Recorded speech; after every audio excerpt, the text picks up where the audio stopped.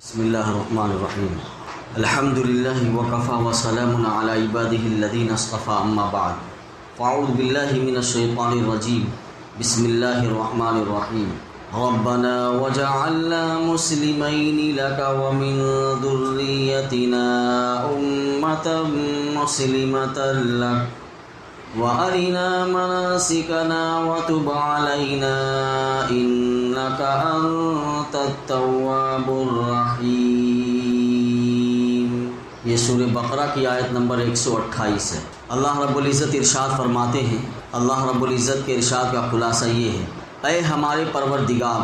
ہم دونوں کو اپنا مکمل فرما بردار بنا لے اور ہماری نسل سے بھی ایسی امت پیدا کر جو تیری پوری تابع دار ہو،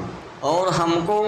ہماری عبادتوں کے طریقے سکھا دے اور ہماری توبہ قبول فرما لے۔ بے شک تو اور صرف تو ہی معاف کر دینے کا خوگر اور بڑی رحمت کا مالک۔ دیکھیے، اس سے پہلے جو آیت گزر چکی ہے اس میں بھی حضرت ابراہیم علیہ السلام کی دعا کا تذکرہ ہے۔ وہاں بھی اللہ رب العزت نے ابراہیم علیہ السلام کی دعا کے سلسلے میں فرمایا کہ جب وہ خانہ کعبہ کی بنیاد اٹھا رہے تھے تو اس وقت وہ یہ دعا کر رہے تھے: ربنا تقبل منا انک انت السمیع العلیم۔ ایک دعا تو انہوں نے یہ کی، دوسری دعا انہوں نے یہ کی: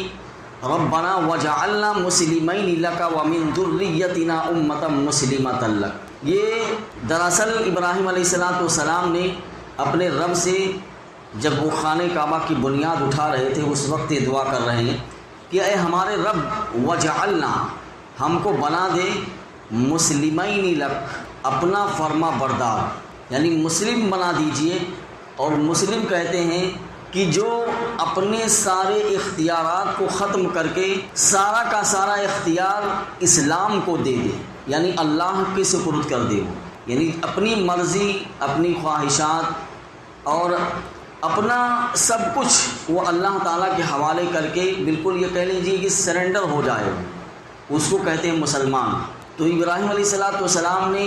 اللہ رب العزت سے یہ دعا کی کہ اے اللہ، مجھے اور یعنی میرے بیٹے کو، مسلمین یہ تثنیہ ہے، یعنی ہم دونوں کو مسلمان بنا دیجئے اور ہماری اولاد میں سے ایسی امت اٹھا، ایسی امت پیدا کر جو تیری فرما بردار ہو۔ یہ دعا کی حضرت ابراہیم علیہ السلام نے، اور یہ دعا جو ہے بہت ہی پاکیزہ ترین دعا ہے یہ۔ اور بیت اللہ کی تعمیر کے دوران جو دعائیں بیت اللہ کے ان پاکیزہ معماروں کے لبوں تک آئی ہیں اور انہیں اللہ کی کتاب میں ذکر فرما کر اللہ رب العزت نے بالکل کہہ لیجیے کہ لافانی کر دیا ہے۔ جب تک قیامت، یعنی قیامت تک یہ کتاب باقی رہے گی اور یہ دعا ابراہیم علیہ السلام کی قیامت تک لوگ اس کو پڑھتے رہیں گے۔ اور یہ دعا اللہ رب العزت نے یعنی اپنی کتاب میں ذکر کر کے کہہ لیجیے کہ اس دعا کو بھی لافانی کر دیا ہے۔ یہ دعائیں اپنی گہرائی اور گہرائی میں بے نظیر ہونے کے ساتھ ساتھ اس قدر بے ساختہ اور فطری ہیں کہ آدمی ان کے سحر میں ڈوب جاتا ہے۔ دیکھیے، سب سے پہلے غور فرمائیے، دعا مانگنے والے کون ہیں؟ یہ دعا مانگنے والے کوئی عام انسان نہیں ہے، بلکہ ان دعا مانگنے والوں میں سے ایک ابراہیم ہے جن کو خلیل اللہ کہا جاتا، اللہ کے دوست ہیں، اور دوسرے اسماعیل ہیں جن کو ذبیح اللہ، یعنی اللہ کی رضا کے واسطے وہ ذبح ہوئے تھے۔ تو یہ دو عظیم شخصیتیں ہیں، تاریخ ان کی عظمتوں کی گواہ ہے، لیکن وہ اللہ کی بارگاہ میں دیکھیے کس قدر عاجزی کر رہے ہیں۔ اور یہ نہیں کہہ رہے کہ میں نے خانہ کعبہ کی تعمیر کر دی، اتنا بڑا کام کر دیا ہے، کوئی فخر، کوئی غرور، کوئی کبر، کوئی گھمنڈ نہیں ہے، بلکہ عاجزی اختیار کی ہوئی ہے۔ بار بار وہ کہہ رہے ہیں کہ رب بنا، دیکھیے یہاں بھی رب بنا، اوپر بھی رب بنا، اور یہاں دوسری تیسری آیت آ رہی وہاں بھی رب بنا، یعنی ان کی زبان سے بار بار بے ساختہ یہ لفظ نکل رہا، رب بنا۔ حالانکہ انہیں قیادت بھی دی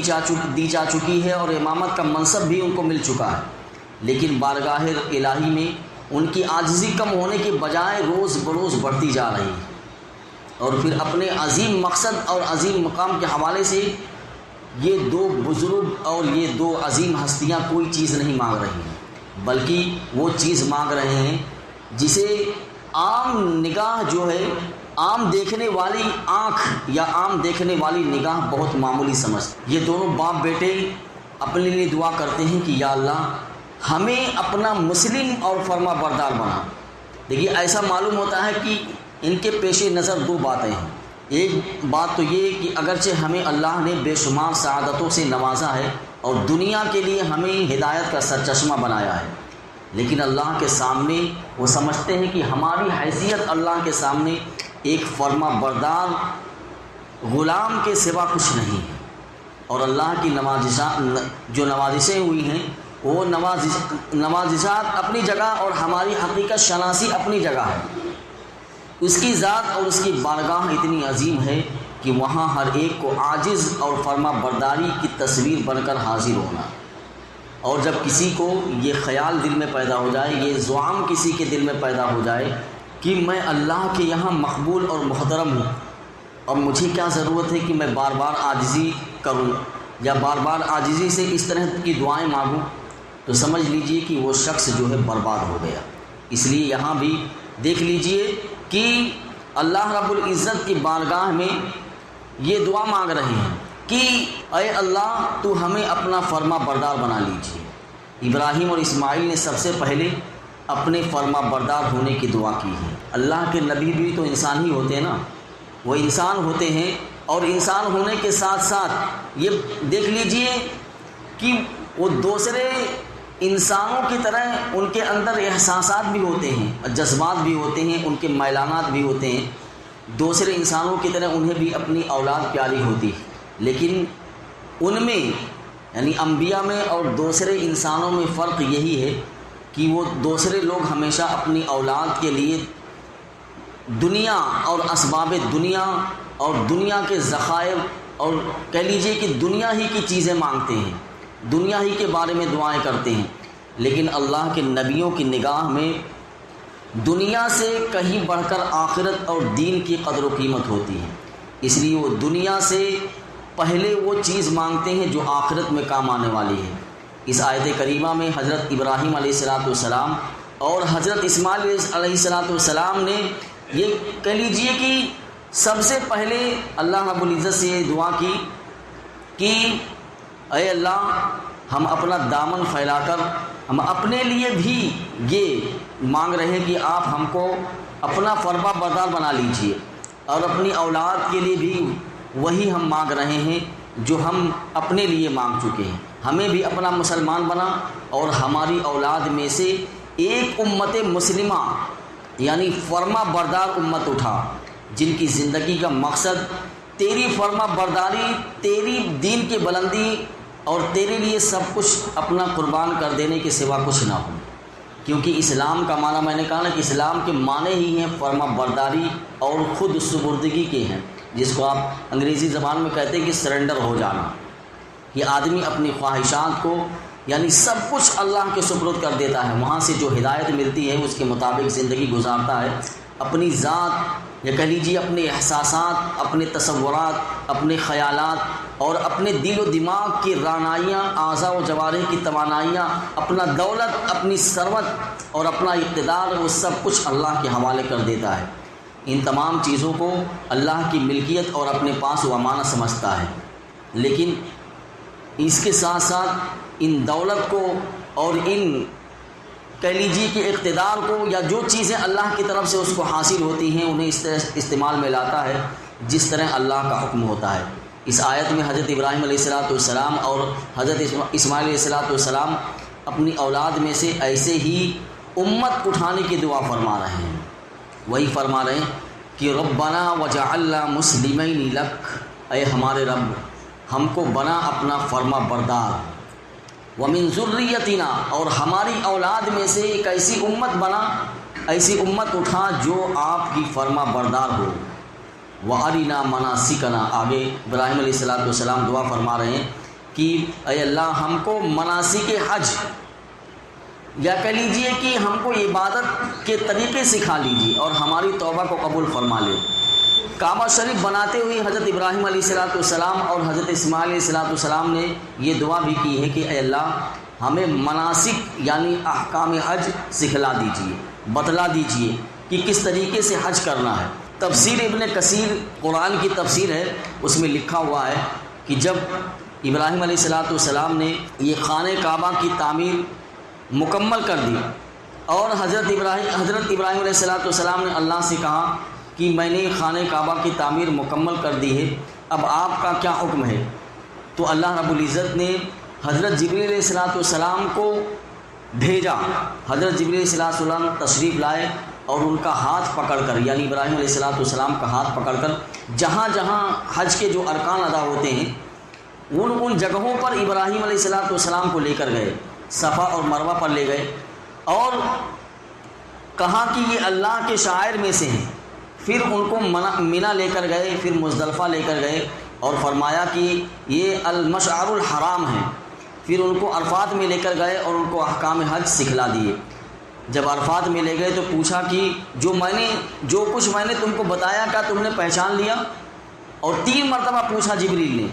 تو حضرت ابراہیم علیہ السلام نے فرمایا کہ ہاں پہچان لیا۔ حضرت ابراہیم خلیل اللہ کو حضرت جبریل نے حج کے سارے احکام بتلائے، انہوں نے حج کا اعلان یعنی عام اعلان کر دیا، جس کا ذکر جو ہے سورہ حج کی آیت میں ہے، وَأَذِّن فِي النَّاسِ بِالْحَجِّ، اور لوگوں میں حج کا اعلان کر دو۔ تو حضرت ابراہیم علیہ السلام کو حضرت جبریل نے حج کے پورے طریقے بتا دیے، پھر وہی طریقہ اللہ کے رسول صلی اللہ علیہ وسلم کے ذریعے سے امت تک پہنچا ہے۔ دوسری دعا انہوں نے کہا کہ وَتُبْ عَلَيْنَا إِنَّكَ أَنْتَ التَّوَّابُ الرَّحِيمُ، یا اللہ ہماری توبہ قبول فرما لیجئے اور ہمارے ساتھ رحمت کا معاملہ فرما لیجئے۔ اور اپنی اس دعا کو إِنَّكَ أَنْتَ التَّوَّابُ الرَّحِيمُ کہہ کر انہوں نے مزید حسب حال بنا دیا کہ الہی ہم تیرے عاجز بندے ہیں، ہمیں صرف تیری عنایات پر بھروسہ ہے، ہمارا دست سوال جو ہے صرف آپ ہی کے سامنے پھیلتا ہے، اور آپ کی شان بھی ہے کہ آپ توبہ کرنے والوں کی توبہ کو قبول کرتے بھی ہیں، اور رحم اور مہربانی فرما کر ہمیں یعنی رحم اور مہربانی تو آپ کا ہمیشہ سے شیوا ہی ہے، آپ ہمارے اوپر رحمت بھی فرما دیجئے، یعنی رحمت بھی نازل فرما دیجئے اور ہمارے ساتھ رحم اور کرم کا معاملہ بھی فرما دیجئے۔ وہی فرما رہے ہیں کہ وَأَرِنَا مَنَاسِكَنَا، اے اللہ ہم کو عبادتوں کے طریقے یا قربانی یا کہہ لیجیے کہ حج، یہ مناسک جو ہے اس میں ساری عبادتیں جمع ہیں، اسی وجہ سے حج کے جو طریقے ہیں ان کو مناسک حج کہتے ہیں۔ تو یہاں مناسک حج بھی مراد ہے کہ اے اللہ ہم کو مکمل عبادتوں کے طریقے یا مناسک حج ہم کو سکھلا دیجئے، بتلا دیجئے۔ وَتُبْ عَلَيْنَا، اور ہماری توبہ کو قبول فرما لیجئے۔ إِنَّكَ أَنْتَ التَّوَّابُ الرَّحِيمُ، بے شک تو أَنْتَ التَّوَّابُ الرَّحِيمُ، صرف تو ہی اے اللہ معاف کر دینے کا خوگر اور بڑی رحمت کا مالک ہے۔ اللہ رب العزت ہمیں اپنے گناہوں سے توبہ کرنے کی ہم کو توفیق عطا فرمائے اور ہمیں اپنا کامل اور فرما بردار بندہ بنا کر ہم کو زندگی گزارنے کی توفیق عطا فرمائے۔